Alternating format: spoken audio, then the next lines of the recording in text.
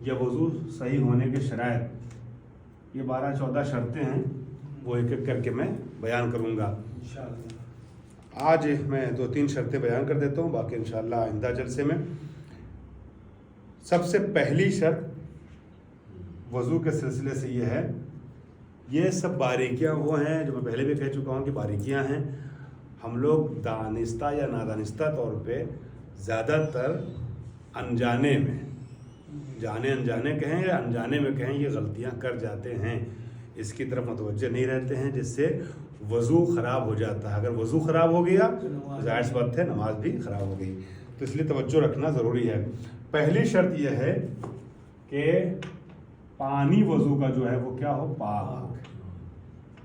पहली शर्त यह है कि वज़ू का पानी पाक होना चाहिए। दूसरी शर्त यह है कि जो वज़ू का पानी है वो मुतलक होना चाहिए। अभी मैं ज़रा सी वजाहत कर रहा हूँ, मुतलक होना चाहिए।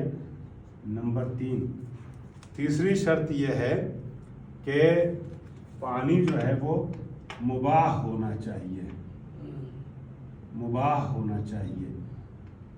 चौथी शर्त वज़ू के लिए यह है, शरायत वज़ू में से चौथी शर्त यह है कि अब बर्तन जो वज़ू का है, बर्तन की अब बात हो रही है, पानी की बात हो गई, वो बर्तन जो है वो क्या होना चाहिए, हाँ जी हाँ, इन्होंने जो इस तरतीब से लिखा है वो भी है जो आप फरमा रहे हैं, इन्होंने जो तरतीब रखी है वो मुबाह, बर्तन मुबाह होना चाहिए।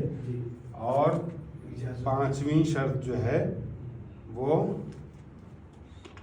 बर्तन जो है वो सोने और चांदी का, सोने प्लस सोने या चांदी जी का ना हो, ठीक है, सोने चांदी का ना हो। ये 5 शर्तें भी हम जल्दी से पहले देख लेते हैं।